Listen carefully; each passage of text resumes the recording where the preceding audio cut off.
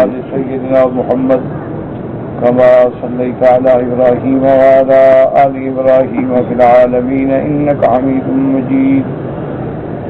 أعوذ بالله من الشيطان الرجيم. بسم الله الرحمن الرحيم. ومن يدع مع الله إلها آخر لا برهان له به فإنما حسابه عند ربه إنه لا يفلح الكافرون. وقل رب اغفر وارحم وأنت خير الراحمين. قال المؤلف والمفسر رحمه الله تعالى أدام النفع بعلومه وعلومكم في الدارين آمين إلى أن قال يقول تعالى متوعدا من أشرك به غيره وعبد معه سواه ومخبرا أن من أشرك بالله لا برهان له ولا دليل له ولا قوله. وقال تعالى ومن يدع مع الله إلها آخر لا برهان له به. وهذه جملة معترضة وجواب الشرط في قوله فإنما حسابه عند ربه أي الله يحاسبه على ذلك. ثم أخبر أنه لا يفلح الكافرون أي لديه يوم القيامة لا فلاح لهم ولا نجات. اللہ تبارک و تعالی نے ان آیات مبارکہ میں سخت وعید بیان فرمائی ہے ان لوگوں کے لیے جو اللہ کی ذات کے ساتھ شریک بناتے ہیں. اور جیسا کہ میں نے عرض کیا تھا کہ شرک ذات میں بھی ہوتا ہے اور شرک صفات میں بھی ہوتا ہے اور شرک افعال میں بھی ہوتا ہے. تو اس لیے ہمیشہ کوشش کیا کریں، بات کو سمجھا کریں کہ اللہ تبارک و تعالی کے ہاں ہر گناہ قابل معافی ہے. بڑے سے بڑا گناہ ہے، قتل ہے، زنا ہے، شراب ہے، یہ کبائر ہیں. حقوق الوالدین ہے، فرار من الزحف ہے، قذف المحصنات ہے، یہ کبائر گناہ ہیں، بڑے بڑے گناہ ہیں جو آدمی کو ہلاک کر دینے والے. لیکن ہر گناہ کی مغفرت کی امید ہے کہ اللہ چاہے تو بغیر سزا کے بھی معاف فرما دے. یعنی اگر اللہ چاہے تو بغیر سزا دیے ہوئے بھی معاف فرما دے. جیسے کہ بڑی مشہور حدیث مبارک ہے کہ ایک آدمی نے 99 قتل کیا، اس کے بعد اللہ نے دل میں خیال ڈالا تو خیال آ گیا کہ بھائی میں نے بڑا گناہ کیے ہیں، تو توبہ کا رستہ سوچوں. تو اب وہ بیچارہ بھاگتا ہے، پوچھتا ہے حلی من توبۃ، یار میری بھی توبہ قبول ہو جائے گی اگر میں توبہ کروں؟ کسی نے کہا نہیں ہوگی، کسی نے کچھ کہا، کسی نے کچھ کہا. آخر ایک سمجھدار آدمی ملا، اس نے کہا بھائی تمہارا معاملہ بڑا پیچیدہ ہے، ایک بندے کا قتل بھی قتل ہے، تم تو 99 بندہ قتل کر چکے ہو، لہذا تمہاری توبہ قبول نہیں ہو. تو روایات میں آتا ہے کہ اس نے کہا یار میری توبہ تو قبول نہیں ہوتی، 99 پر بھی میں نے جہنم جانا ہے، پر 100 پورا کیوں نہ کرو. اس نے اس بندے کو بھی مارا. اب وہ آگے آیا تو ایک معقول بندہ ملا، اس نے کہا دیکھو لوگوں سے نہ پوچھو، ہر داڑھی والے کو تو مولوی نہ بناؤ نا. سامنے ایک بستی ہے، اس میں علماء ہیں، ان کے بعد جا کے مسئلے کا رجوع کیا کرو. یہ میرا اعتراض نہیں ہوتا، طنز نہیں ہوتی، بلکہ علماء کی توہین ہوتی ہے اس سے کہ آپ نے ہر داڑھی والے کو مولوی سمجھا، اس نے کوئی غلطی کی، آپ نے کہا مولوی نے یہ کیا اور مولوی نے یہ کیا اور مولوی نے یہ کیا. تو اس سے علماء کی عزت و عظمت پہ بڑا حرف آتا. اور دوسری بات یہ بھی سمجھ لیں کہ ہر تقریر کرنے والا، لیکچر دینے والا، بڑی بڑی اعلیٰ تقریریں کرنے والا بھی ضروری نہیں ہوتا کہ عالم ہو. تقریر کرنا علیحدہ ایک فن ہے، بولنا جو ہے تقریر کرنا ایک فن ہے. کسی کو آ گیا، کوئی سیکھ گیا، کسی کے خاندان میں چلی آ رہی تھی بات تو اس کے خون میں ایک بات آ گئی، اس نے چند کتابیں دیکھی، رسائل پڑھے، اخبارات دیکھے، کوئی حکایات دیکھی، کوئی فضائل کی کتابیں پڑھی، تقریر کر دی. اور لوگوں نے سمجھا کہ یار اتنی بڑی تقریر کرتا ہے، اس کی ہزاروں لوگ تقریر سنتے، عالم ہوگا، اس کو وضو کے مسئلے بھی نہیں آتے. یعنی آپ یقین کریں، طنز سے اللہ مجھے بچائے، تکبر سے بچائے، اعتراف. میں تمہاری راہبری کے لیے ایک بات کرتا ہوں، ہو سکتا ہے کبھی میری زبان سخت ہو جائے، روڈ ہو جائے، تو میری نیت انشاءاللہ تمہاری بھلائی ہوتی. مثلا شرط لگا لو، یہ بڑے بڑے ٹی وی پہ آ کے تقریریں کرنے والے اور لوگوں کو حیران کر لینے والے، ان میں بھی کوئی ماشاءاللہ عالم ہیں.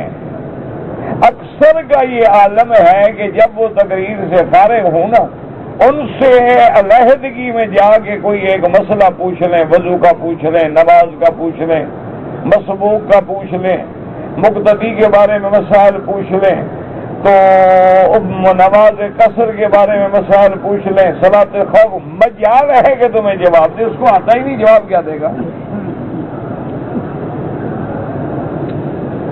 تو اس لیے ہمیشہ یاد. اچھا عالم کون ہوتا ہے یہ بھی میں بتلا دوں.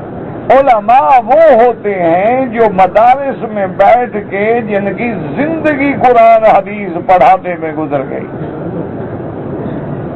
کہ کوئی آدمی حدیث پڑھا رہا ہے، تفسیر پڑھا رہا ہے، فقہ پڑھا رہا ہے، قواعد پڑھا رہا ہے، معانی پڑھا رہا ہے، بلاغت پڑھا رہا ہے، اس کا رات دن شغل جو ہے وہ تدریس سے ہے، تو وہ عالم اور مدرس ہے. اسی طرح فتویٰ ہے، یہ مفتی کا کام ہے. ہر مولوی یا ہر مدرس فتویٰ نہیں دے سکتا. فتویٰ دینا الگ ایک کام ہے. اس لیے میں نے عرض کیا تھا کہ ہر آدمی کو تم نہ اپنی طرف سے ٹائٹل دے دیا کرو. جس کی داڑھی دیکھی مولوی ہے، جس نے گلے میں ایک لمبا سا پگڑی ڈال دی وہ بھی مولوی ہو گیا، جس نے بال رکھ لیے ماشاءاللہ، ٹوپی شوپی پہن لی، دو چار آدمی پیچھے چل پڑے، سبحان اللہ، وہ تو بہت بڑا مولوی ہو گیا نا. یہ باتیں نہیں ہوتی. عالم وہ ہے کہ پتہ کرو کتنا عرصہ ہو گیا اس کو حدیث پڑھاتے ہیں، کس مدرسے میں پڑھا رہے، حدیث پڑھا رہے ہیں، فقہ پڑھا رہے ہیں، علم پڑھا رہے ہیں، فنون پڑھا. یہ علماء ہوتے. اور فتویٰ لینا ہے تو پتہ کرو کہ مفتی کون ہے. ہر آدمی مفتی نہیں ہوتا. یعنی آپ حیران ہوں گے کہ بعض اوقات ہمارے ایک پورے ڈویژن میں، بلکہ دو تین ڈویژن میں ایک مفتی ہوتا. یہ تھوڑا ہوتا ہے کہ ہر آدمی مفتی بن جائے. ہاں، مفت سے مفتی بن سکتا ہے. ایک ہوتے ہیں نا مفتی مانا مفت والا، آئے جائے کچھ نہیں، فتویٰ درج دیا. ایک ہوتا ہے مفتی فتویٰ والا، وہ عالم ہوتا ہے اور اس کا ایک علم ہے الگ. وہ فتاوی کی کتابیں ہی الگ ہیں، ان کی تعلیم ہی الگ ہے. اس میں باقاعدہ جب آدمی عالم بن جاتا ہے تو پھر علم فتاوی میں تخصص کرایا جاتا ہے. اس کو پھر 2 سال کا کورس کرایا جاتا ہے کہ وہ فتویٰ دینے کے قابل ہے.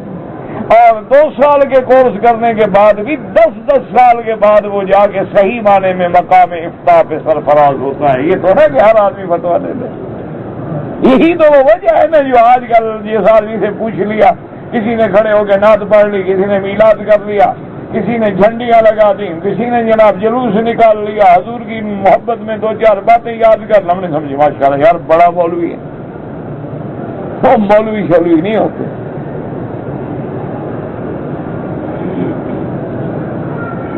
اسی لیے کسی بزرگ نے کہا تھا نا کہ سر منڈانے سے آدمی کلندر نہیں بن جاتا، پھونکے مارنے سے آدمی مسیحا نہیں بن جاتا. ہر پھونکنے والے کو مسیحا نہیں کہتے. تو اس لیے بات کو اچھی طرح دماغوں میں سجایا کریں، سمجھا کریں، کیونکہ بڑے بڑے علماء جو ہیں نا، میں تو مقصد ہے یوں سمجھ رہے نا کہ ان کے سامنے ان کے پاؤں کے جوتے کے برابر بھی نہیں. بڑے بڑے علماء یعنی فحول العلماء جن کے علم کو دیکھنے کے لیے یوں گردن کرو تو ٹوپیاں گر جائیں، وہ بھٹک گئے ہیں۔ معتزلہ میں بڑے بڑے عالم ہیں، کرامیہ میں، قدریہ میں، جبریہ میں، مشبہہ میں، اور خوارج میں، روافض میں، نواسب میں بڑے بڑے عالم، یعنی آج تک کسی اہل سنت والجماعت کے عالم کی تفسیر میں نے نہیں دیکھی کہ جس نے قرآن کی پوری تفسیر بغیر نقطے کے لکھی ہو۔ وہ لکھنے والا شیعہ تھا، اس نے تفسیر قرآن لکھی ہے بغیر نقط کے، یعنی پوری قرآن کی تفسیر ہے الف سے لے کر الناس تک، لیکن نقطہ کوئی نہیں۔ کیا مانا؟ جیسے الف پر نقطہ ہے، اچھا با پہ ہے، تا پہ ہے، لیکن آگے ہا پہ نہیں ہے، دال پہ نہیں ہے، را پہ نہیں ہے، سین پہ نہیں ہے، سواد پہ نہیں ہے، طا پہ نہیں ہے، عین پہ نہیں ہے، یا پہ نہیں ہے۔ تو اس نے ان حروف سے کلام جوڑ کے اللہ کی قرآن کی پوری تفسیر لکھ ڈالی اور ایک حرف بھی نقطے والا نہیں لایا۔ اب اندازہ کریں اس کے علم کا۔ لیکن پتہ ہے حشر کیا ہوا؟ جب مرنے لگا نا، اکبر بادشاہ کا بڑا مصاحب تھا نا، اکبر بادشاہ جو گزرا ہے نا دین اکبری والا، اس کا بڑا خاص آدمی تھا، وہ بڑا مصاحب تھا، فضل فیضی، یہ سارے بگڑے تگڑے لوگ جو ہیں نا، خوش آمدی یہ ساتھ ہوتے ہیں نا بڑے لوگوں کے۔ تو بہرحال اس کو پتہ لگا کہ وہ بیمار ہے، تو بادشاہ عادت کرنے کے لیے آیا، اتنا بڑا اس کا مرتبہ تھا۔ اکبر ایک چھوٹا موٹا بادشاہ نہیں تھا، پورے ہند کا بادشاہ گزرا ہے، وہ بددین تھا، بے دین تھا، الگ بات ہے۔ تو لیکن بادشاہ عادت کرنے کے لیے آیا، تو جب آگے اس نے دیکھا نا، تو اس کے منہ سے پخانہ جو ہے نا نیچے کے بجائے منہ سے بہ رہا تھا۔ تو اس نے اس کے بھائی سے کہا کہ یہ کیا ہے چیز، یہ کیا ہے؟ اس نے کہا صحابہ کا بغض نکل رہا ہے، میرا بھائی صحابہ کا دشمن تھا، اللہ نے پکڑ۔ انا للہ و انا الیہ راجعون۔ اللہ معاف کرے، دعا کرو، آج دنیا میں کوئی ہے اللہ اس کو ہدایت، سب کی ہدایت کی دعا کیا کرو بھائی، جھگڑے لڑائیوں سے نہیں حل ہوتے۔ تو اب دیکھیں کتنا بڑا علم ہے، لیکن انجام کیا ہے؟ اسی طرح معتزلہ میں بڑے بڑے علماء گزرے ہیں، یعنی اتنے علماء ہیں، اتنا علم ہے، ایسی کتابیں لکھی ہیں کہ میرے جیسے مولوی تو ان کتابوں کو کھول کے پڑھ کے سمجھ بھی نہیں سکتے، لیکن بھٹک گئے، دو فرقے بن گئے۔ ایک فرقے نے کہہ دیا کہ جناب عقیدہ توحید پہ صحیح ہو، پکا ہو، گناہ جتنی مرضی آئے کرو، گناہ کچھ بھی نہیں کرتے۔ انہوں نے کہا بخشش ہونی ہے عقیدے پھر، عقیدہ صحیح ہو، بس آدمی موحد ہو، جو مرضی آئے کرو، زنا کرے، شراب پیے، چوری کرے، ڈاکہ مارے، چھوڑو یار۔ اس نے کہا کیا موحد ہے، خلاص جنت میں جائے گا۔ نتیجہ کیا نکلا؟ قوم گناہوں میں پڑ گئی۔ انہوں نے کہا بڑا عقیدہ ٹھیک کر دو، باقی جو مرضی ہے کرو۔ انا للہ۔ اچھا، اور دیکھیں کہ ان کی دلیل کتنی باوزن ہے، اللہ معاف کرے، اللہ معاف کرے۔ وہ کہتی ہیں کہ اگر کافر کوئی اچھا عمل کرے تو فائدہ ہوتا ہے۔ بھئی ایک کافر ہے، وہ اچھا عمل کرے، خیرات کرے، صدقہ کرے، ہسپتال کھول دے، کالج بنا دے، مدرسہ بنا، اس کو قیامت میں فائدہ ہوگا؟ وہ کہتے ہیں کفر سے عمل صالح جو ہے ختم ہو جاتا ہے۔ وہ کہتے ہیں یار کفر سے عمل صالح مٹ جاتا ہے، ایمان سے گندا عمل نہیں مٹتا، یہ کوئی بات ہے؟ بس اسی میں بھٹک گئے۔ اچھا، ان کے مقابلے پہ ایک اور فرقہ آیا معتزلہ کا، ان کے بالکل برعکس۔ انہوں نے کہا جو بندہ زندگی میں گناہ کر لے، گناہ کبیرہ، اور توبہ نہ کرے، وہ جنت میں نہیں جائے گا۔ انہوں نے کہا گناہ کچھ بگاڑتے نہیں، لوگوں کو گناہوں پہ لگا دیا، انہوں نے کہا ایک گناہ بھی کرے گا نا، ایک گناہ، اور ہو گناہ ہے کبیرہ، وہ جنت میں نہیں جائے گا۔ کیوں نہیں جائے گا بھائی؟ انہوں نے کہا قرآن کہتا ہے اعدت للمتقین، ہم نے جنت متقین کے لیے تیار کر رکھی ہے۔ جنت میں وہ جاتے ہیں جو اتقا والے ہیں، متقین ہیں، صالحین ہیں، محسنین ہیں، اور جس نے گناہ کر لیا وہ فاسقین میں شامل ہو گیا، وہ متقین میں رہا نہیں، لہذا جنت میں نہیں جائے گا۔ دیکھیں کیسے بھٹک گئے۔ اسی طرح نواسب دیکھیں، خوارج دیکھیں، جنہوں نے حضرت علی رضی اللہ تعالیٰ عنہ کو نعوذ باللہ کافر بنا دیا، اور نواسب ہیں، خوارج ہیں، اہل بیت کے دشمن ہیں، سیدنا علی کو مسلمان نہیں مانتے۔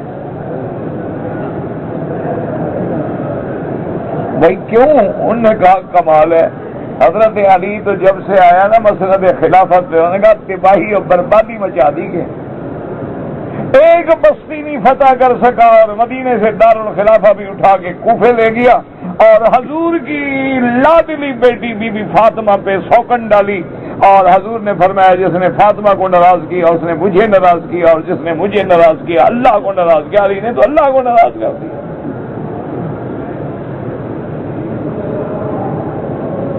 نواسب ہیں، اچھا ان میں بڑے بڑے عالم ہیں،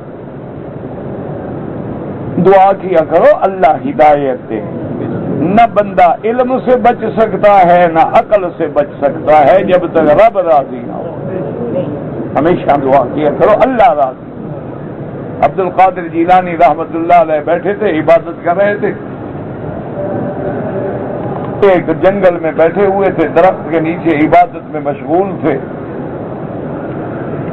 تو یکدم پورا درخت روشنی سے بھر گیا اور چاروں طرف روشنی ہو گئی، نور ہی نور پھیل گیا، اور اس سے آواز آئی کہ جاؤ عبد القادر میرے بندے، تم نے اتنی عبادت کی ہے، اتنی عبادت کی ہے، میں تم سے راضی ہو گیا ہوں، آج کے بعد تم پر تمام میری عبادتیں فرائض شریعت سب معاف۔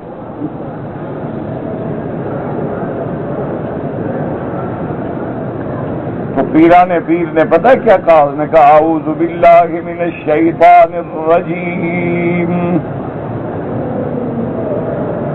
آپ نے فرمایا اعوذ باللہ من الشیطان الرجیم۔ جب آپ نے تعوذ کیا تو اب پلید شیطان انسان کی شکل میں سامنے آ گیا، کہنے لگا عبد القادر تو صرف پیر نہیں عالم بھی ہے، تیرے علم نے تجھے بچا لیا، ورنہ میں نے ایسے کئی لوگوں کی گردنیں توڑ ڈالی ہیں۔ حضرت نے پھر پڑھا اعوذ باللہ من الشیطان الرجیم، لا حول ولا قوت الا باللہ العلی العظیم۔ شیطان کہنے لگا اب تو مجھے تیر نہ مارو تعوذ کے۔ آپ نے فرمایا بدبخت تو پھر مجھے بھٹکانا چاہتا تھا کہ مجھے علم نے بچا لیا، کئی عالم گمراہ ہو گئے، مجھے تو صرف اللہ نے بچا لیا، اللہ نے تیرے مکر سے بچا لیا ہے، ورنہ کتنے عالم ہیں جو بھٹک گئے۔ آپ دیکھیں نور الدین جو گزرا ہے بدبخت، کتنا بڑا عالم تھا، قرآن پہ بڑی زبردست نظر تھی، لیکن مرتد ملعون ہو کے قادیانی کا خلیفہ بن گیا۔ حکیم نور الدین جو تھا حکیم بھی بڑا تھا، مرزا صاحب کے لیے بھی کشتے وشتے بناتا تھا، سنا ہے، اب دیکھا تو میں نے بھی نہیں، اور اللہ نہ دکھائے اچھا ہے۔ وہ ملعون اتنا بڑا عالم تھا کہ اس کی قرآن پہ اتنی نظر تھی کہ حضرت سندھی رحمت اللہ علیہ فرماتے ہیں کہ ایک آیت پہ میری اس سے بات ہوئی، فرماتے ہیں مجھے اندازہ ہوا کہ اس کا علم تفسیر میں بڑی گہرائی اور گہرائی رکھتا ہے۔ حضرت سندھی فرماتے ہیں میری تمنا تھی کہ دوسری ملاقات ہو جائے، شاید اس کو توبہ نصیب ہو جائے، لیکن اس کے مقدر میں توبہ نہیں تھی، تو پھر ملاقات بھی نہ ہو سکی، سبب بھی نہ بن سکا، مرتد ہو کے مر گیا۔ حالانکہ مولوی تھا، اسی طرح ان کا جو قاضی نذیر گزرا ہے مرتد ملعون، ٹھیک ٹھاک مولوی تھا، مناظرے کرتا رہا ہمارے علماء کے ساتھ، اور بڑی اس کی وسعت نظر تھی کتابوں پر، یعنی اتنی گرفت تھی کہ ایک دفعہ ہمارے عالم ہیں اپنے ایک اہل حدیث عالم ہیں، بہت بڑے عالم، میرے خیال فوت ہو گئے، اللہ ان کی قبر پہ بھی رحمت کرے، اور بہت بڑے عالم، ساری زندگی حدیث پڑھاتے رہے، اللہ تبارک و تعالی خدمات قبول فرمائے اور اللہ ان کی قبروں کو جنت بنائے۔ یہ اختلاف ہوتے ہیں، علم کے اختلاف ہوتے ہیں، کوئی بغض نہیں ہونا چاہیے آپس میں آدمی کو کبھی، علمی اختلاف ہے، ان کی ایک رائے ہے، ہماری ایک ائمہ ابو حنیفہ رحمۃ اللہ، امام مالک، امام شافعی، امام حنبل کا ایک مقام ہے، تو بہرحال اتفاق ایسا ہوا کہ قادیانیوں سے، مرزائیوں سے اس مولوی صاحب نے، اس استاد حدیث نے مناظرہ رکھ لیا۔ اچھا، ان کو تو ناز تھا کہ بھئی ساری زندگی میری حدیث پڑھاتے گزر گئی ہے، یہ بدبخت میرے ساتھ کیا مناظرہ کریں گے؟ مناظرہ رکھا، جب شرائط مناظرہ طے ہوئے تو قادیانیوں نے شرائط میں یہ لکھوا لیا کہ مناظرے میں صرف قرآن اور حدیث پیش ہوگا، اس کے علاوہ کوئی کتاب پیش نہیں ہوگی۔ اب وہ مولوی صاحب بیچارے تو اس چال کو جانتے نہیں تھے کہ یہ کیا چال ہے، یہ نام تو قرآن حدیث کا ہے نا۔ اب جیسے آپ کے ملک میں لوگ ہیں نا، وہ کہتے ہیں جی اللہ نے قرآن اتارا ہے بڑا، اور بھی کوئی چیز اتارے، قرآن اتارا ہے، بس قرآن مانیں گے اور ہم کچھ نہیں مانتے، لہذا قرآن میں تو داڑھی کا حکم نہیں ہے، تو لہذا داڑھی مٹانا جائز ہے۔ یہ بھٹکے ہوئے مولوی ہوتے ہیں نا، کہتے ہیں جناب اللہ نے قرآن بھیجا ہے، دکھاؤ قرآن کی کسی آیت میں داڑھی کا حکم ہو۔ حالانکہ وہ اتنے بڑے جاہل ہیں، اللہ ان کے حال پہ رحم کرے۔ میرے محبوب نے تو ایک لفظ فرما دیا کہ ما آتاکم الرسول فخذوہ وما نہاکم عنہ فانتہوا۔ اللہ نے قرآن میں ایک جملہ کہہ کے ساری شریعت پہ مہر خدا بندی لگا دی کہ جو میرا مدنی محبوب کرے وہ کر لو، جس سے روکے رک جاؤ۔ وَمَن يُطِعِ الرَّسُولَ فَقَدْ أَطَاعَ اللَّهَ، جس نے میرے رسول کی اطاعت کی اس نے میری اطاعت کی۔ فرمایا وَأَطِیعُوا اللَّهَ وَأَطِیعُوا الرَّسُولَ، میری بھی اطاعت کرو، میرے رسول کی بھی اطاعت کرو۔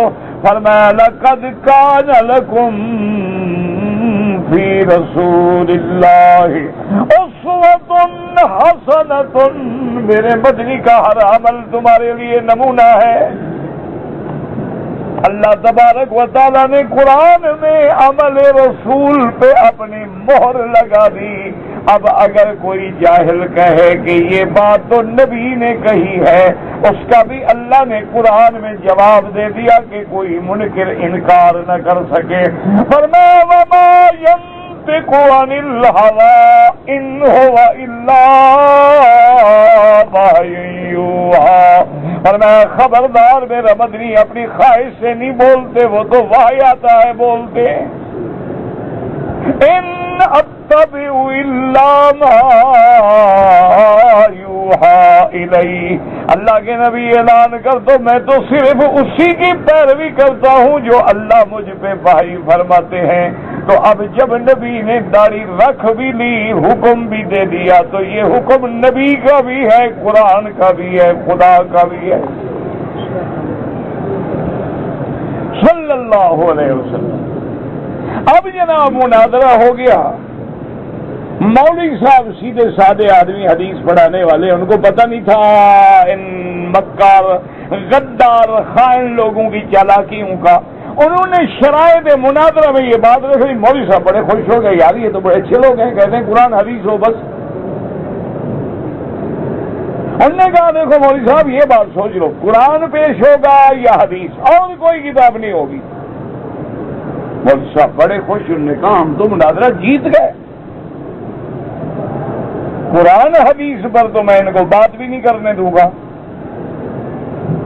تو اب جناب جب مناظرہ شروع ہوا تو وہ قاضی نذیر آیا، جس کا میں نے آپ کو بتایا کہ دیکھو کتنا بڑا عالم ہے، کہ اتنے بڑے شیخ الحدیث کو اس نے جناب 3 گھنٹے میں ہلا کے رکھ دیا۔ جو حضرت آیت پیش کریں وہ جناب 4 قول پیش کرتے، ابن عباس نے یہ کہا ہے، ضحاک نے یہ کہا ہے، قتادہ نے یہ کہا ہے، سدئی نے یہ کہا ہے، جو یہ حدیث پیش کرے ہو گئے حضرت ٹھیک ہے، حدیث دوسری جگہ حدیث یہ بھی ہے۔ مولوی صاحب کو تو پسینے چھوٹ گئے، انہوں نے کہا میں نے سمجھا تھا ان کو تو حدیث قرآن کا پتہ نہیں ہوگا، یہ تو بدبخت حافظ بیٹھا ہوا ہے، جہاں سے میں حدیث کھولتا ہوں یہ بدبخت آگے تیار بیٹھا ہے۔ تو بہرحال گزارا رہا، یعنی نہ وہ جیتا نہ وہ جیتے۔ ایک دن کی نشست جو تھی وہ ختم ہو گئی، پھر نشست دوسرے دن ہونی تھی، تو دوسرے دن اس مولوی صاحب نے فرمایا کہ بھائی میں مناظرہ نہیں کر سکتا قاضی نذیر سے، یہ کسی اور مولوی کو ڈھونڈو، یہ دکھ سکھ میں پھر دیوبندی ہی کام آتے ہیں۔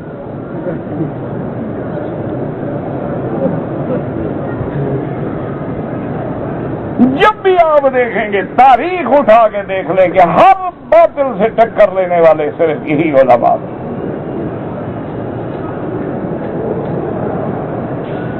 تو انہوں نے جا کر جناب، ہمارے بھی ساتھی ہیں اللہ صحت وافیت سے رکھے، علامہ خالد محمود صاحب الحمدللہ زندہ ہیں، ان کو منت کی کہ جی مہربانی کریں، وہ مسئلہ آ گیا قادیانیوں کے ساتھ، ہم نے تو گلے میں ڈال دیا مناظرہ، اب مناظرہ ہم سے ہو نہیں رہا ہے، آپ مہربانی کریں کل کا مناظرہ آپ کر لیں۔ انہوں نے کہا بھائی میرے ساتھ تو تمہارا 4 دن پہلے فاتحہ پہ مناظرہ ہوا ہے۔ انہوں نے کہا یار وہ تو گھر کے جھگڑے ہیں نا، واپس میں ہوتے رہیں گے، لیکن دشمن سے تو مقابلہ کریں نا، یہ تو تمہارا بھی دشمن ہمارا بھی دشمن، یہ مسائل گھر کے آمین ہے فاتحہ چھوڑے یار، یہ کوئی لڑائی والے مسئلے، یہ تو گھر کے مسئلے ہیں، ہم نمٹتے رہیں گے، یہ کوئی کفر اسلام کی جنگ تو ہے نہیں، لیکن وہ تو کافر سے جنگ ہے، تم انکار نہ کرو۔ انہوں نے کہا ٹھیک ہے جی میں کروں گا، لیکن انہوں نے کہا مولوی صاحب یہ آپ کو کس نے کہا تھا کہ مناظرے کے شرائط میں آپ نے غلطی کر کے لکھ دیا کہ قرآن و حدیث کے علاوہ کوئی چیز پیش نہیں ہوگی؟ جب تک مرزا کی کتابیں پیش نہ ہوں تو مسئلہ حل نہیں ہوتا۔ یہ تو آپ نے بڑی غلطی کی۔ انہوں نے کہا بھائی اب تو کر بیٹھا نا، اب میرے گلے میں یہ پڑ گیا ہے رسا، اب تمہارے بغیر یہ کوئی نکال نہیں سکتا۔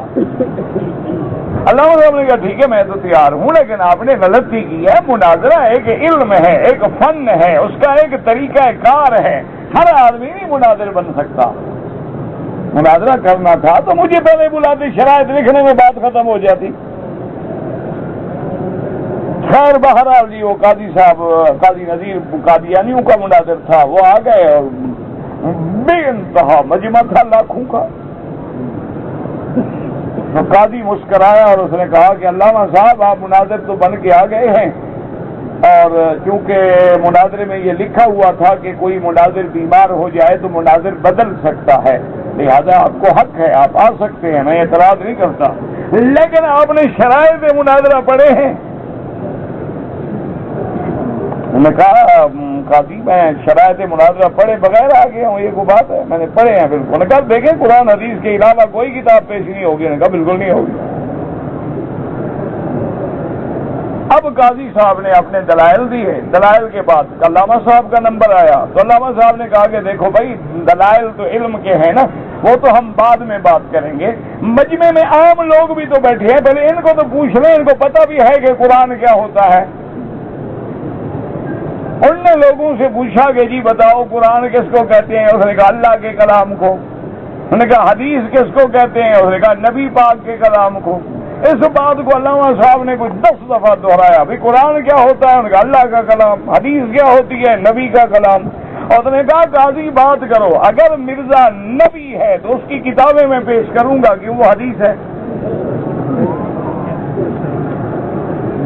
یا پھر فیصلہ کرو کہ وہ نبی نہیں مرتد ہے اور جھوٹا ہے، پھر میں اس کی کتابیں پیش ہی نہیں کروں گا، تو پھر بھی تو مناظرہ ہار گئے۔ اب قاضی کو تو یہاں پھانسی آ گئی نا، کیسے کہے کہ نبی نہیں، تب بھی مناظرہ تو ہار گیا۔ اگر کہ نبی ہے تو پھر تو جناب وہ بھانوں والی کتابیں بھی پیش ہو جائیں گی 2 لاکھ آدمی کے سامنے، اور قصہ خراب ہوگا۔ انہوں نے کہا علامہ صاحب میں مناظرہ ہار گیا، میں لکھ دیتا ہوں، میں نے شکست قبول کرتا ہوں، لیکن تم نے جو میری گندگی کرنی ہے نا وہ میں نہیں قبول کرتا۔ تو اصل بات جو ہے نا مناظرہ ایک علم ہے، ایک فن ہے، ہر آدمی نہیں مفتی بن جاتا، ہر آدمی نہیں مناظر بن جاتا۔ تو اس لیے بڑے بڑے لوگ بھٹک گئے۔ اب قاضی نذیر جیسا آدمی مرتد ہو کے مر گیا، بڑے بڑے PhD AA CA اقتصادیات کے بڑے بڑے ماہرین اور انٹرنیشنل کورٹ کے بڑے بڑے جج گمراہ ہو کے مر گئے، نہ سمجھ سکے۔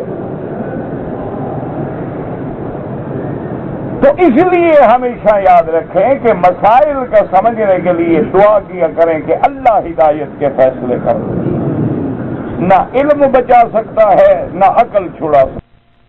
اہل سنت والجماعت کیا ہے، یاد رکھو کہ اس عالم کے بعد جب وہ بندہ جانے لگا 100 قتل والا، راستے میں موت آ گئی، اللہ کے فرشتے آ گئے کہ قاتل ہے، رحمت کے فرشتوں نے کہا یار توبہ کی نیت سے جا تو رہا تھا نا، توبہ تو یہی ہوتی ہے نا کہ دل میں ندامت آ جائے، ندامت تو آ گئی غریب کو۔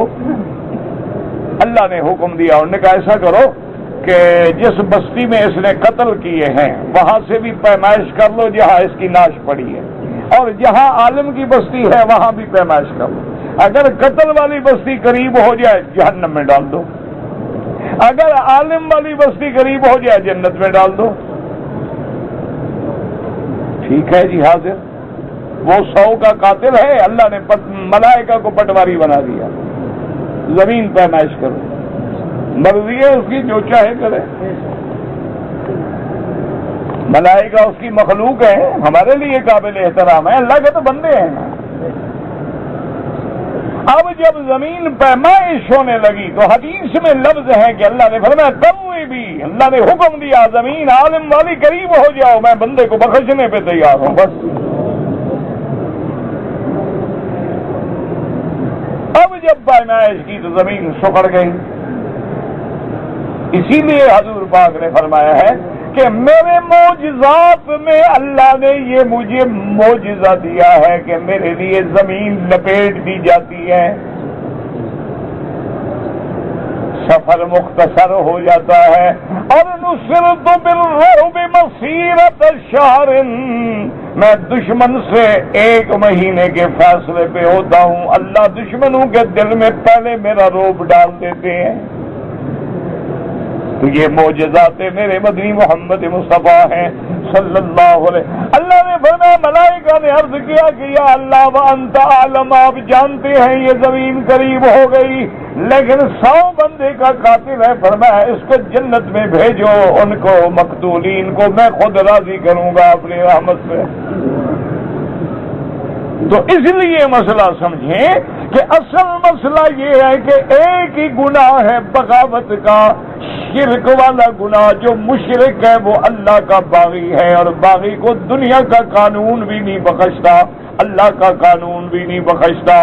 ہر گناہ قابل معافی ہو سکتا ہے لیکن بغاوت قابل معافی نہیں۔ اور جو خدا کا بندہ ہو کے قبروں پہ سجدہ کرے، خدا کا بندہ ہو کے غیروں کو حاضر ناظر سمجھے، خدا کا بندہ ہو کے غیروں کو پکارے، غیروں کو یا غوث یا شیخ کے وظیفے پڑھے، غیروں کو مشکل کشا مانے، ان کی نظریں مانے، اللہ فرماتے ہے تو میرا باغی ہے، تجھے میں نہیں معاف کروں گا۔ اب اس کے علاوہ اللہ کی مرضی ہے کہ ان اللہ لا یغفر ان یشرک بہ ویغفر ما دون ذلک لمن یشاء۔ اللہ فرماتی ہے کہ اگر شرک پہ مر گیا تو بخشش نہیں ہوگی، اگر شرک نہیں کیا لیکن لاکھوں گناہ ہے تو میری مرضی ہے، میں چاہوں تو بغیر سزا کے بھی جنت بھیج دوں، اور میں چاہوں تو گناہوں کے لیے جہنم میں ڈال کے اس کو گناہوں سے پاک کر کے سزا دینے کے بعد جہنم سے نکال دوں۔ لیکن مسئلہ کیا ہو گیا کہ صرف شرک نہیں بخشا جائے گا، اس لیے اس آیت میں بھی اللہ نے فرمایا وَمَن يَدْعُ مَعَ اللَّهِ إِلَٰهًا آخَرَ وَمَن يَدْعُ مَعَ اللَّهِ إِلَٰهًا آخَرَ لَا بُرْهَانَ لَهُ بِهِ فَإِنَّمَا حِسَابُهُ عِندَ رَبِّهِ إِنَّهُ لَا يُفْلِحُ الْكَافِرُونَ۔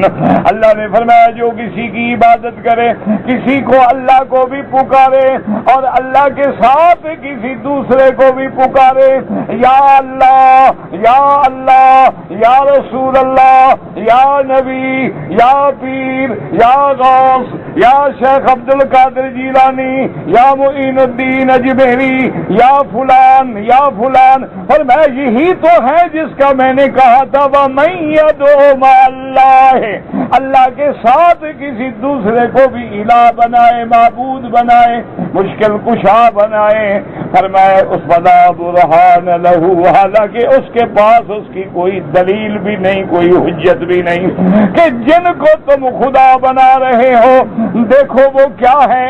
اگر انسان ہے تو کھانے پینے کے محتاج ہے، انسان ہے تو دکھ سکھ بھی آتا ہے، بیماریاں بھی آتی ہیں، جو خود بیمار ہوں، جو خود مشکلوں میں پڑتے ہوں، وہ کسی دوسرے کے مشکل کشا کیسے بن سکتے ہیں؟ وَمَن يَدْعُ مَعَ اللَّهِ إِلَٰهًا آخَرَ، اللہ فرماتے ہیں لا برہان لَهُ بِهِ، اس کے اس غلط عقیدے پہ کوئی دلیل بھی نہیں، کوئی حجت بھی نہیں، اور فرمایا فَإِنَّمَا حِسَابُهُ عِندَ رَبِّهِ، اور پھر اس کو ہم ایسے نہیں چھوڑ دیں گے، اس کا حساب جو ہے اللہ تبارک و تعالیٰ خود کریں گے کہ کیسے تو نے شرک کیا، پھر اس کی جزا دیں گے۔ اور آگے ایک قاعدہ کلیہ بیان کر دیا انہ لا یفلح الکافرون، اور قیامت والے دن کافر کبھی فلاح نہیں پائیں گے، کبھی کامیاب نہیں ہوں گے۔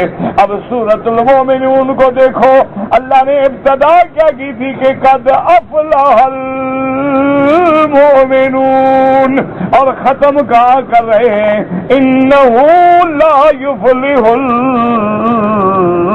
الکافرون۔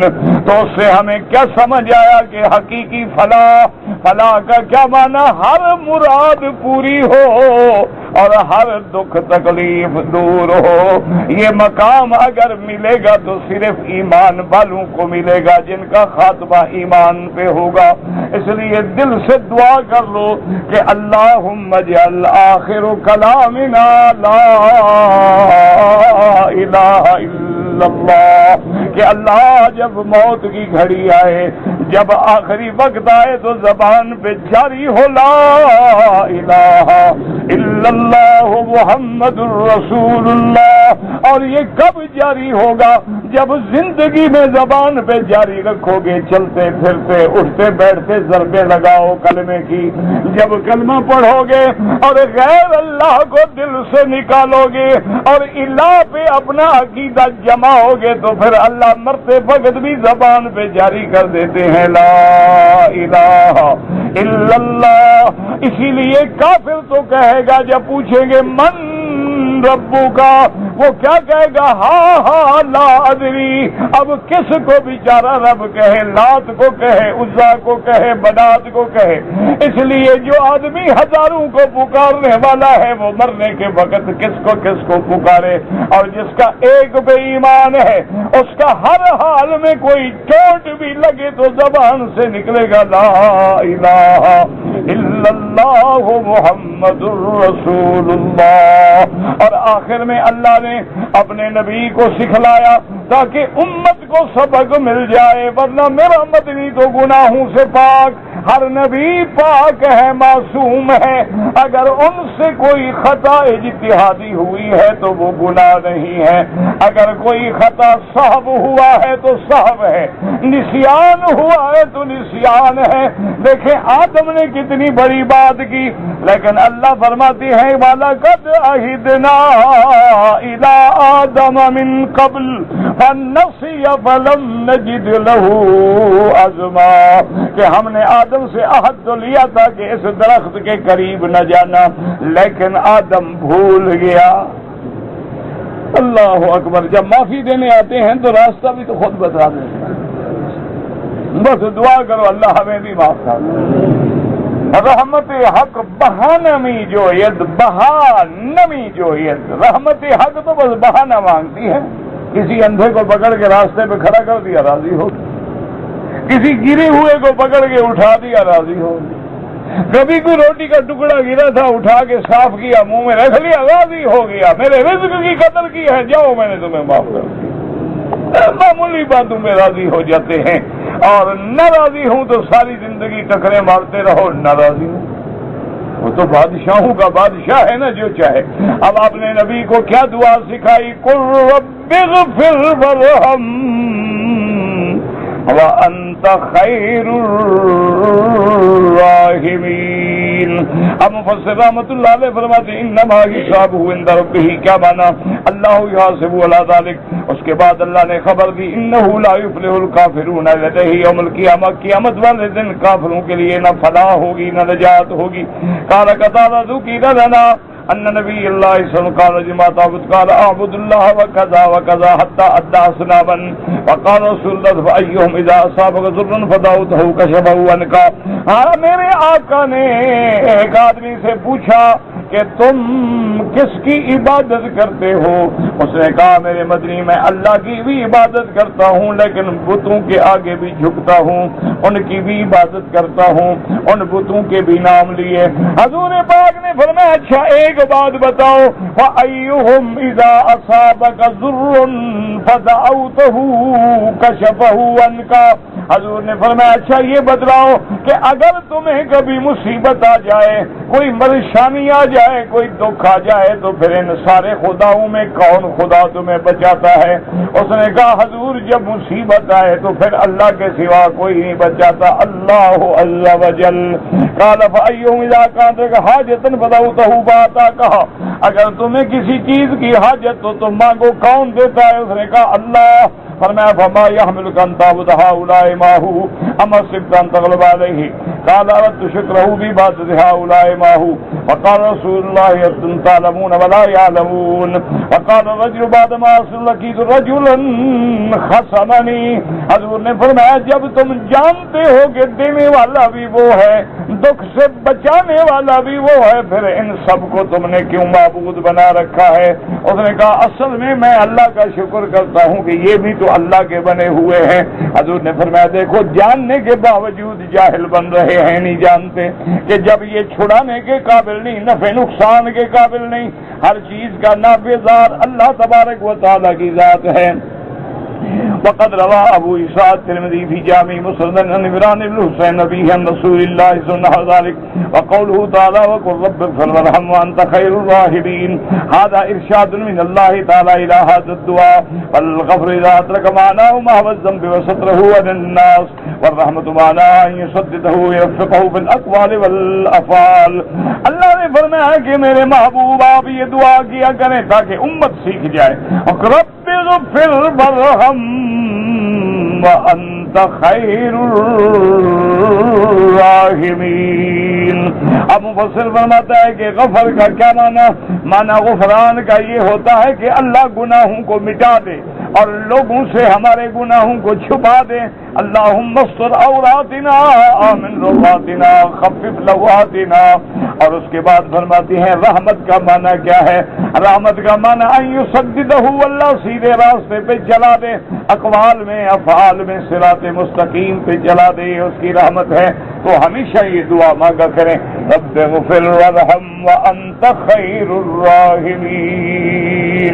اللہم ارحمنا واستر عوراتنا آمن رواتنا واصلح اولادنا واحوالنا برحمتک یا ارحم الراحمین۔ واللہ اعلم۔ اللہ صلی اللہ علیہ وسلم۔ کہتا جی کہ حجر اسود کا بوسہ لیتے ہوئے مرد اور عورتیں جو ہیں وہ گتھم گتھا ہوتے ہیں، بالکل حرام ہے۔ بوسہ دینا سنت ہے، اور غیر محرم عورت سے لگنا یا عورت کا مرد کو لگنا جو ہے وہ حرام ہے، ثواب کے بجائے وہ گناہ کماتے ہیں۔ جب اللہ کے نبی نے بتلا دیا ہے کہ دور سے اشارہ کرو بوسے کا ثواب ہے، تو پھر ٹکر مارنے کی کیا ضرورت ہے؟ لیکن لوگ بھی کیا کریں، قبر پہ نہ چومے مزہ نہیں آتا، یہاں بھی موقع نہ ملے کیا کریں؟ یعنی نعوذ باللہ حجر اسود کا چومنا، نماز چلی جائے کوئی بات نہیں، حجر اسود کو ضرور چومنا ہے، اس سے بڑی کوئی جہالت ہوگی؟ اللہ پاک ہدایت دے۔ کہتے جی کہ لوگ نمازیوں کے آگے گزرتے ہیں، کوشش کریں کہ نہ گزریں، مجبوری ہو تو سجدے کی جگہ سے دور گزریں۔ اگر بکریاں ہیں تو زکوٰۃ دے گا، 40 بکریوں سے زیادہ ہوں زکوٰۃ دینی ہوگی۔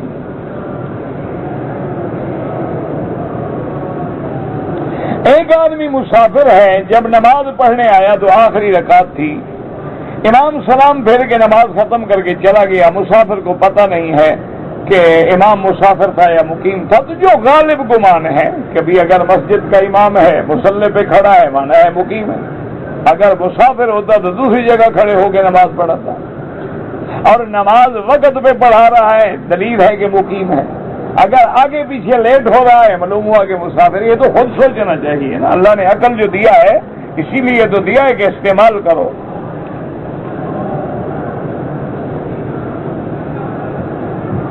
کہتے جی کہ بعض لوگ جو ہیں تندرست ہیں، ٹھیک ٹھاک ہیں، لیکن نفلیں بیٹھ کے پڑھتے ہیں تو اجر القائد نصف اجر القائم، اگر تندرست آدمی بیٹھ کے نماز پڑھے تو اس کو آدھا ثواب ملتا ہے۔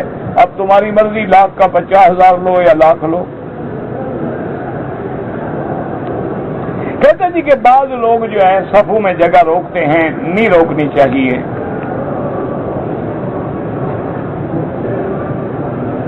کہتے جی کہ حضرت عیسیٰ کو آسمان میں اٹھا لیا، ہاں بالکل اٹھا لیا، اس میں کوئی کیوں؟ بل رفعہ اللہ الیہ، رفع کا صلہ الہ ہو تو وہ حقیقی رفع ہوتا ہے۔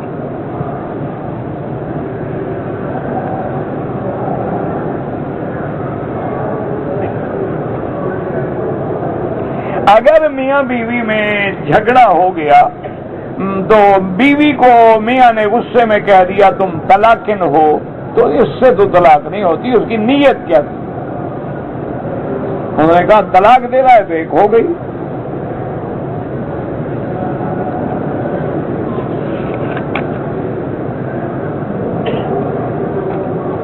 میرا ایک دوست ہے غلط کاریوں میں پڑ گیا ہے، دعا کریں اللہ ہر مسلمان کے بچوں کو گناہوں سے، غلط کاریوں سے، غلط اعمال سے، غلط اقوال سے، غلط دوستوں سے، غلط اصحاب سے محفوظ کر لیں۔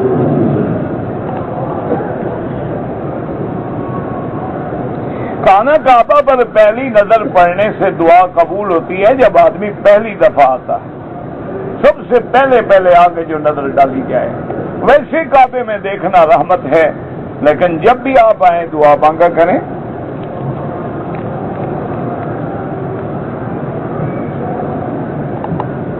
امام ابو حنیفہ کس کا بیٹا ہے؟ نعمان ابن ثابت کا بیٹا ہے۔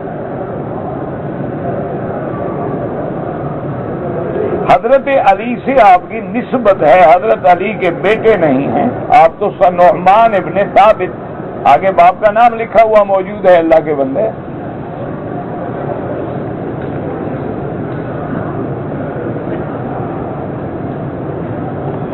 جب حجر اسود پہ آئے تو ہر دفعہ ہاتھ اٹھانا ضروری ہے، اٹھائے تو جائز ہے، نہ اٹھائے تو جائز ہے۔ اگر ایک عورت حیض میں ہے لیکن قرآن کی حافظ ہے، وہ یاد پڑھ سکتی ہے، اکثر علماء احناف تو اجازت نہیں دیتے، وہ کہتے ہیں نہیں پڑھ سکتے۔ ہاں اگر کسی پڑھانے والی ہے بیچاری، بچیاں پڑھ رہی ہیں تو ان کو کوئی نہ کوئی حرف بتا سکتی ہے، لیکن پوری آیت تلاوت نہ کرے. لیکن بعض ائمہ حنابلہ جو ہیں وہ فرماتے ہیں کہ جنابت میں تو نہیں پڑھ سکتی لیکن حیض والی پڑھ سکتی ہے. وہ کہتے ہیں کیونکہ جنابت سے نکلنا عورت کے اپنے ہاتھ میں ہے کہ جا کے غسل کرے بس پاک ہو گئی، لیکن حیض سے نکلنا اپنے ہاتھ میں نہیں. اور حیض کی مدت 10 دن بھی ہو سکتی ہے، تو 10 دن قرآن نہ پڑھے تو اسے قرآن ہی بھول جائے گا، یا 10 دن مدرسہ ہی بند کر دے تو سارے بچیوں کا علم ہی ختم ہو گیا. اس لیے وہ اس حالت میں اجازت دیتے ہیں. ہر طواف کے بعد نفلی ہو یا کوئی ہو 7 چکروں کے بعد 2 رکعت پڑھنا واجب ہے. ہم نے اپنا بیٹا 20 دن کا تھا، اپنے بھائی کو دیا ہے، اس کی اولاد نہیں تھی، وہ اس کی اولاد نہیں بن سکتا. ویسے شفقت میں پالتا رہے، محبت کرے، اولاد تمہاری ہی رہے گی، وہ اس کا بیٹا نہیں بن سکتا، نہ اس کا وارث بنے گا.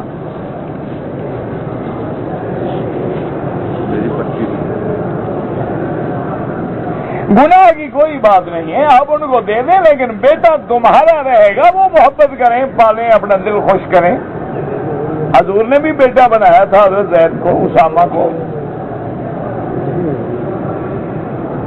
وہ لڑکے کے والد کی جگہ اپنا نام وہ نہیں لکھ سکتے، شریعت میں منع ہے. ادعوہم لآبائہم، جب اس کا حقیقی باپ موجود ہے دوسرے کا نام کیوں لکھیں؟ جو لوگ احرام باندھتے ہیں میقات سے اپنا کندھا نکال لیتے ہیں، بالکل ناجائز ہے، نمازیں بھی مکروہ ہو جاتی ہیں. کندھا صرف طواف کے پہلے 3 چکروں میں نکالنا ہے، اس کے بعد کپڑا ڈالنے بعد ختم.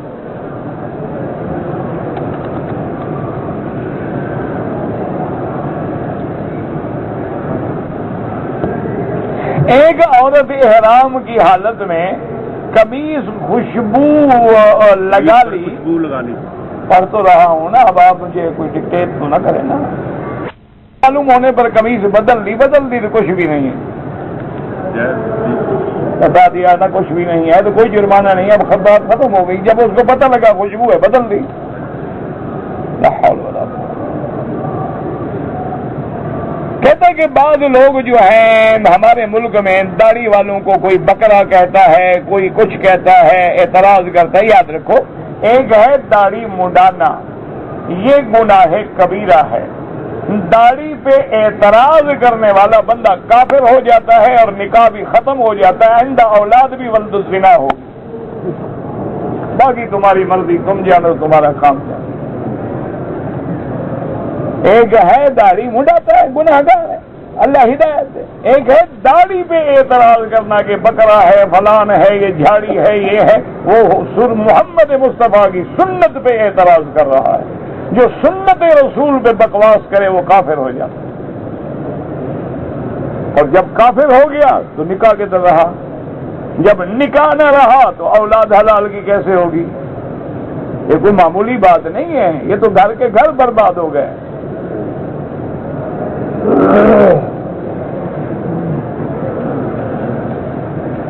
اگر ایک آدمی نے 7 چکر صفا مروہ کے لگا لیے، مروہ کے پہنچنے کے بعد 2-3 ٹک لگائے، بال بھی کٹوائے، ایک بکری دم بھی ادا کرے، ٹک لگانے سے احرام نہیں نکلتا. طواف اگر کریں، ایک طواف کر کے سارے خاندان کو بخش دیں، بالکل نہیں. طواف اپنے لیے کرو، ایک دینا بھی ہے ثواب. ایک بند ہم غلہ منڈی میں کام کرتے ہیں اور مختلف قسم کا غلہ لے کے سٹاک کرتے ہیں، اس میں گندم بھی ہوتی ہے.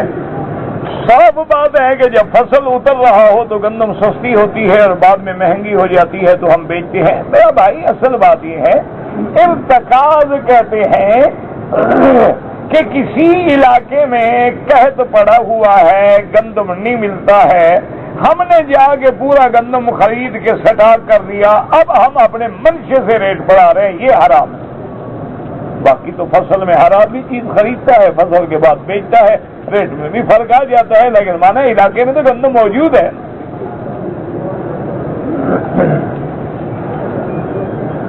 27 رجب کے دن روزہ رکھنے کا کوئی حکم نہیں شریعت میں. رمضان کے چاہے نہ رکھیں، 27 رجب کا رکھیں گے، چونکہ رمضان فرض کیا ہے اللہ نے. 27 رجب کا روزہ ہے پیروں کا، اللہ تو بخش دیتے ہیں نا، پیر چھوڑے گا نہیں نا، اس لیے کہتے ہیں جی پیر کی پکڑ سے ڈرنا چاہیے، ان کی کہانی ایسی لگتی ہے کہ بندہ بچتا ہی نہیں، یہ پیدا ہی کہانی لگانے کے لیے ہوئے، بخشنے کے لیے پیدا ہی نہیں ہوئے۔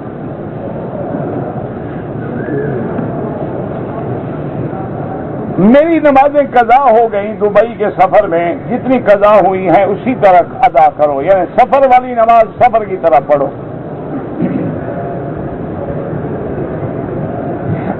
اگر ایک جگہ عمرے میں آپ کا قیام 15 دن ہے تو پھر آپ مقیم ہیں، لیکن 20 دن ہے، کبھی آپ یہاں ہیں، کبھی مدینہ میں ہیں، کبھی جدہ میں ہیں، پھر آپ مسافر ہیں۔ سرکار دو عالم کی داڑھی مبارک سینے پہ تھی، بعض روایات میں ملتا ہے کہ آپ اصلاح فرماتے تھے، چونکہ آپ کی داڑھی مبارک جیسے چاند کا حالہ ہے نا، ایسے حالہ بناتے تھے۔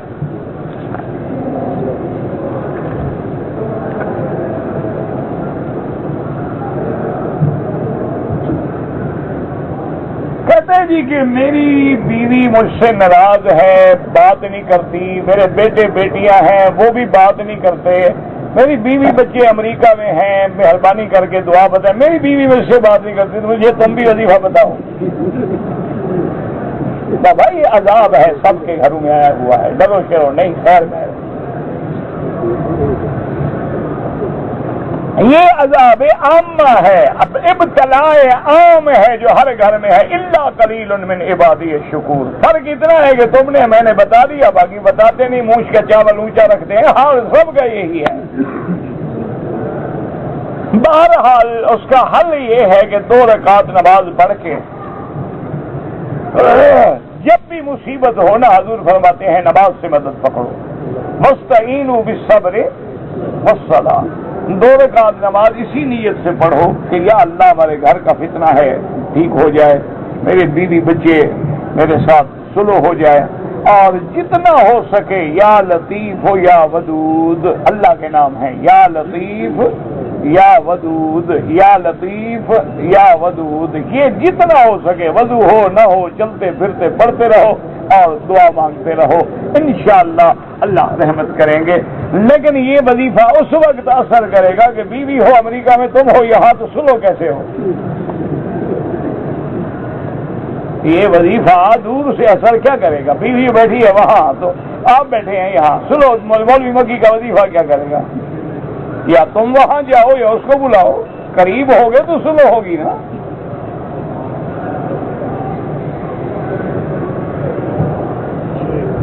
اگر سونا 1 مہینے کے لیے ادھار پر حاضر بھاؤ سے زیادہ لیا جائے بالکل ناجائز ہے، یدن بیدن صباء بصبا۔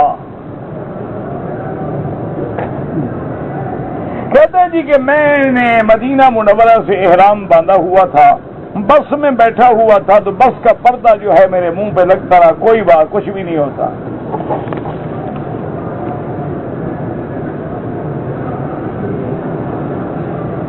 کہتے جی کہ ایک آدمی 4 مہینے کے چلہ لگانے کے لیے جاتا ہے تو اس کو روکو، اس کو کہو 4 مہینے چوری کرنے کے لیے جایا کر،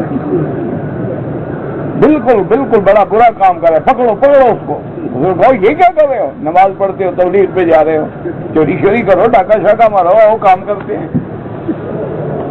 انا للہ و انا الیہ، کوئی دین کا کام کرے کیسے چبھتا ہے لوگوں۔ اللہ کے بندے تم نہیں کرتے، جو کر رہا ہے اس میں کیوں کیڑے نکالتے ہو؟ اللہ کا حکم ہے کہ بلغوا ما انزل الیک من ربک، میرے مدنی پاک کا حکم ہے کہ بلغوا انی ولو آیۃ، تمہیں ایک آیت ایک حدیث بھی آتی ہے پہنچاؤ امت کو۔ انا للہ و انا الیہ راجعون۔ کہتے جی کہ ان لوگوں کو لوگ منافق کہتے ہیں، کہنے والے پکڑے جائیں گے۔ خواب آپ نے دیکھا ہے، مجھے خوابوں کا پتہ نہیں لگتا۔ نماز کیسر تو نہیں ہوتی، کسر بھی نقطے والے کاف سے ہوتی ہے، یہ کعبے والے کاف سے نہیں ہوتی۔ بہرحال اگر 4 رکعت ہے 2 رکعت پڑھی جائے گی۔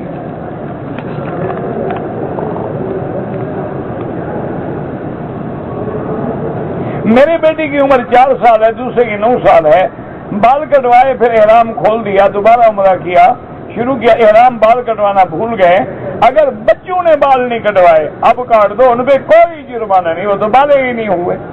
اگر تم نے بال نہیں کٹوائے اور کپڑے پہن لیے اور ایک دن پورا گزر گیا ہے تو بال بھی کٹواؤ، ایک بکری دم بھی ادا کرو۔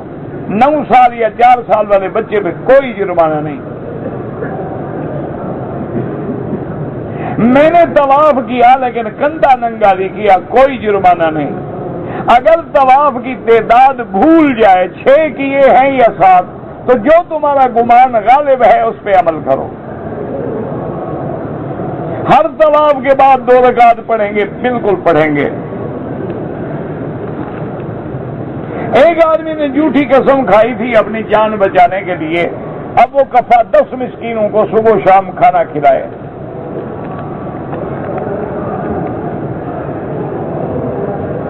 کہتے جی کہ امام بخاری حدیث تحریر کرنے سے پہلے غسل کرتے تھے اور پھر حدیث لکھتے تھے، یہ سنت ہے یا غیر سنت ہے؟ تو ان سے پوچھو نا، جن کو زیادہ حدیث سمجھنے کا دعویٰ ہے۔ ہم سے کیا پوچھتے ہو؟ ہم تو کہتے ہیں یہ ادب ہے اور دین کا ادب ضروری ہے۔ ہمارے نزدیک تو یہ آداب میں ہے کہ ادب ہے،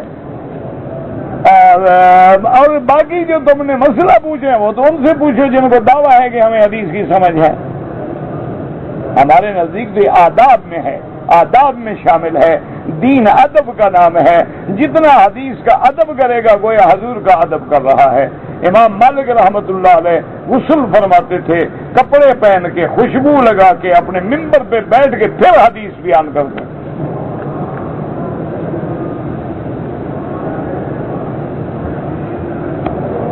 میرے بیٹے نے اعلیٰ تعلیم حاصل کی ہے، اللہ نوکری اچھی دے دے، اللہ نوکری بھی دے، دین والا بھی بنائے، ہر بچے پہ رحم کرے۔ اگر کسی نے آپ سے کہا ہے تو طواف کر کے اس کے لیے دعا کریں۔ ہمارے ملک میں مسجدوں میں اذان سے پہلے اذان کے بعد جو صلاۃ و سلام پڑھتے ہیں وہ بدعت ہے۔ ایک فرقہ بنا ہے عثمانی کہلاتے ہیں، وہ باقی سب کو کافر کہتے ہیں۔ ماشاءاللہ، چلو وہ تو مسلمان ہے نا، اللہ ہدایت دے، اور کیا کریں۔